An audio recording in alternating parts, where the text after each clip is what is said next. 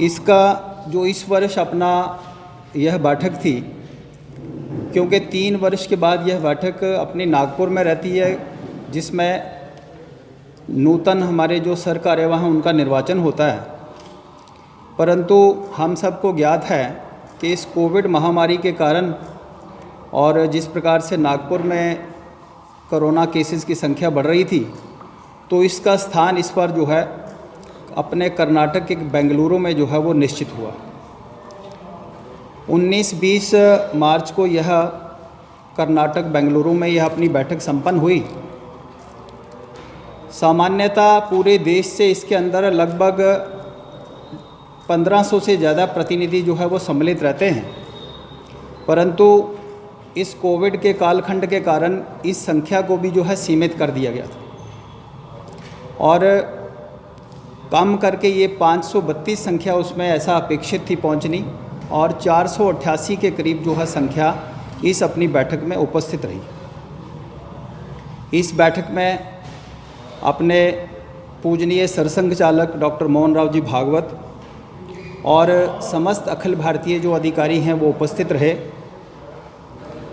अपनी इस बैठक में वर्तमान के ऊपर की जो परिस्थितियां हैं उनके ऊपर विस्तृत जो है चर्चा हुई, और जो कार्यकर्ता इसमें अपेक्षित से जो वहाँ प्रत्यक्ष रूप से नहीं पहुँच पाए, अपने अपने प्रांत के केंद्र पर रहकर और आभासी पद्धति द्वारा वह सब लोग इस बैठक में जुड़े रहे। समस्त विषयों के अतिरिक्त कोरोना की महामारी पर भी विस्तार पूर्वक चर्चा हुई, और इस बैठक में ये आशा व्यक्त की गई कि भारत जिस प्रकार से एकजुट होकर खड़ा हुआ है, हम शीघ्र ही इस महामारी से जो है बाहर निकल पाएंगे। साथ ही शासन प्रशासन के साथ धार्मिक और स्वयंसेवक संस्थाओं ने जिस प्रकार से एकजुट होकर एक वेतनभोगी कर्मचारी के नाते नहीं, परंतु सेवा भाव से इस समस्त कोरोना कालखंड के कार्य को किया, अखिल भारतीय प्रतिनिधि सभा ने उसको भी एक बहुत बड़ा सराहनीय जो है प्रयास बताया है। बैठक में पूजनीय सरसंघ चालक जी का मार्गदर्शन प्राप्त रहा और माननीय सर कार्यवाह भैया जी जोशी ने इसका संचालन किया। और जैसे कि मैंने पूर्व में कहा कि इसमें अपने नूतन सर कार्यवाह उनका चुनाव हुआ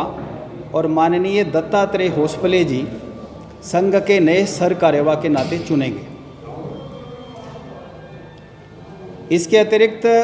अपनी इस बैठक में पूजनीय सरसंघ चालक जी का प्रवास और संघ की जो गतिविधियां हैं, संघ का जो कार्य है, उसका लेखा जोखा भी जो है वो प्रस्तुत किया गया। और इसके अतिरिक्त 2 इसमें प्रस्ताव भी जो है वो पारित किए गए। अपना शाखा का कार्य कैसा है उसका वृत्त अखिल भारतीय स्तर पर जो उसका भी प्रतिपादन हुआ, और अपने प्रांत की जो स्थिति है अपने संघ कार्य की, उसका भी लेखा जोखा वहाँ प्रस्तुत हुआ। आपके सामने मैं थोड़ा सा अखिल भारतीय स्तर पर जो संघ की कार्य की अभी स्थिति है और अपने जम्मू कश्मीर प्रांत हैं उसके बारे में थोड़ा सा उल्लेख करता हूँ। देश भर के अंदर 6495 खंडों में से 85% के अंदर संघ का कार्य है, और ऐसे ही यहाँ अपने मंडल रचना है। 58,500 मंडलों में से 40% में संघ की प्रत्यक्ष शाखा है, और 20% ऐसे मंडल हैं जिसमें अपना स्वयंसेवकों द्वारा वहाँ संपर्क है। आने वाले 3 वर्षों में अपना कार्य प्रत्येक मंडल स्तर तक पहुँचे, इसके ऊपर विशेष रूप से बल दिया गया, क्योंकि 2025 में अपने संघ के 100 वर्ष जो है शताब्दी वर्ष है। इस समय तक प्रत्येक मंडल स्तर तक अपना कार्य पहुँचे, इसके लिए विशेष चर्चा और ऐसा प्रयास रहे, इस पर भी विस्तृत चर्चा हुई। जहाँ तक अपने जम्मू कश्मीर प्रांत का इस संदर्भ में यहाँ अपनी इस समय कुल शाखाओं की संख्या 352 है और इसके अतिरिक्त लगभग 160 स्थानों पर अपने साप्ताहिक मिलन और 191 स्थानों पर संघ की एक मासिक मंडली, जिसको हम कहते हैं मास में एक बार,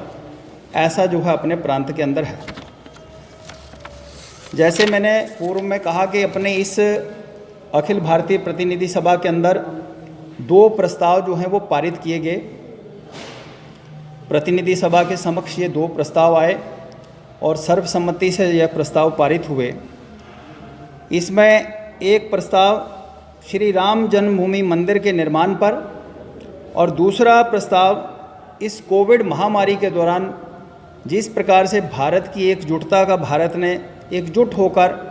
खड़े होकर इसका संघर्ष का, इस कालखंड का सामना किया, इसके ऊपर जो है वह प्रस्ताव हुए। श्री राम जन्मभूमि के संदर्भ में अखिल भारतीय प्रतिनिधि सभा ने जिस प्रकार से माननीय सर्वोच्च न्यायालय का यह सर्वसम्मत निर्णय आया और संपूर्ण समाज ने उसको एक स्वर से स्वीकारा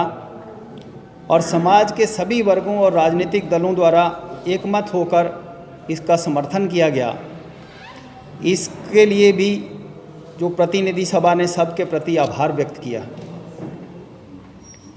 इसके अतिरिक्त मकर संक्रांति से प्रारंभ होकर माघ पूर्णिमा तक जो पूरे देश के अंदर राम जन्मभूमि निधि संग्रह का अभियान चला, उसको भी अखिल भारतीय प्रतिनिधि सभा ने एक ऐतिहासिक जो है संपर्क अभियान जो है ऐसा माना है। और इस प्रस्ताव के अंत में सभी सामाजिक धार्मिक संस्थाओं, शिक्षाविदों, प्रबुद्ध नागरिकों के और समस्त राम भक्तों का आह्वान किया है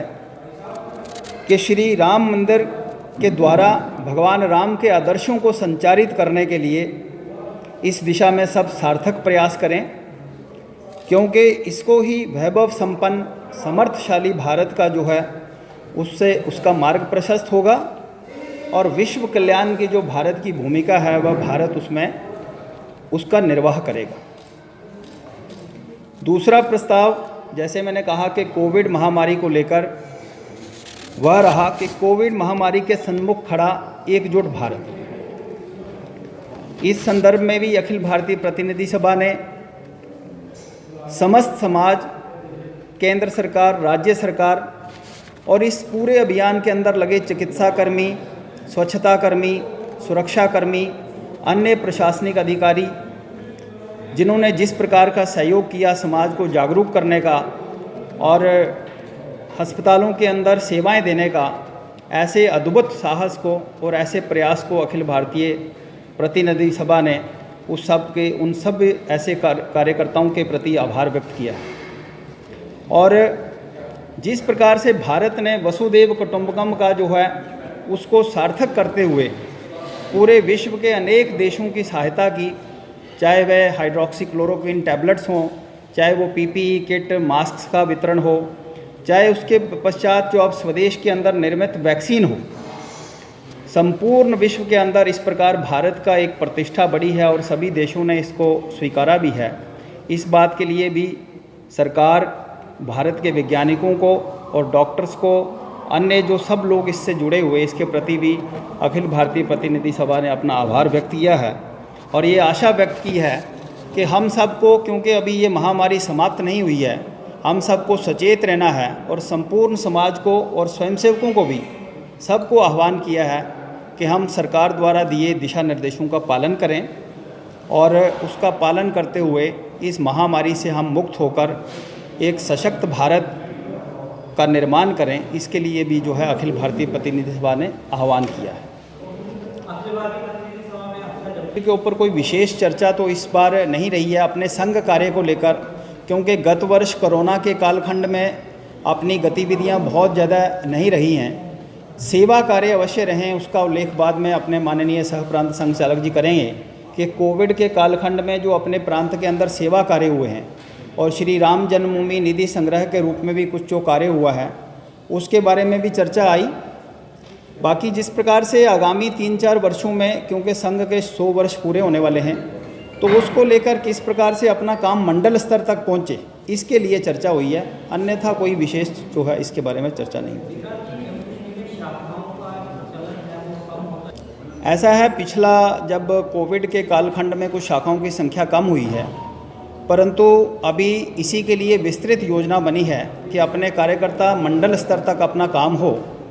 और बीच में क्योंकि अब संगठन का काफ़ी विस्तार हुआ है, जैसे हमने कहा कि शाखाओं के साथ साथ अपना साप्ताहिक मिलन और मंडली का काम बढ़ा है, परंतु आपने ठीक कहा कि इस काम को और विस्तार और गति देने की आवश्यकता है। तो उसके लिए आगामी 3-4 वर्षों के लिए अभी अपने प्रांत बैठक में भी योजना बनेगी और किस प्रकार से हम उसको मंडल स्तर, शहर में, बस्ती और गांव तक ले जाएं, इसके लिए अब व्यापक चर्चा करके इसके ऊपर चिंतन मंथन जो है निकट भविष्य में हम करेंगे। ऐसा है, राहुल गांधी पे कोई टिप्पणी करने के लिए आज की प्रेस कॉन्फ्रेंस नहीं है। ऐसा उस पर कोई टिप्पणी नहीं करेंगे। वो सबको ज्ञात है कि हमारे यहाँ महिलाओं के अलग से संगठन हैं, तो ऐसी इसमें कोई बात नहीं है, पर उसके लिए आज की इसमें मुझे लगता है टिप्पणी करना ठीक भी नहीं है। तो महिलाओं अलग से नहीं है, जैसे भाजपा के अंदर महिलाएं हैं, मजदूर संघ में महिलाएं हैं, विश्व हिंदू परिषद में महिलाएं हैं, संघ की शाखा में नहीं है, तो राष्ट्रीय सेविका समिति उनकी अलग से शाखाएं लगती हैं, तो महिला कार्य नहीं है ऐसा कहना गलत है। महिलाएं जो समाज का 50% भाग हैं, वो किसी कार्य में नहीं हो, ये हो ही नहीं सकता। उन्होंने ये भी बोला कि उत्तर प्रदेश में एक क्रिश्चियन युवती के साथ दुर्व्यवहार की वजह जो है वो आरएसएस के जहरीला प्रोपेगेंडा उसकी वजह। ऐसा है, उनके प्रश्नों का उत्तर देने के ये प्लेटफॉर्म नहीं है। आज हम आपको जो अखिल भारतीय प्रतिनिधि सभा की बैठक हुई है उसकी कार्रवाई से अवगत करवा रहे हैं, ठीक है, उस पर केंद्रित रखिए। आज का जो प्रेस वार्ता है वो प्रतिनिधि सभा की जो कार्रवाई हुई है उससे आपको अवगत कराने के लिए बुलाया है।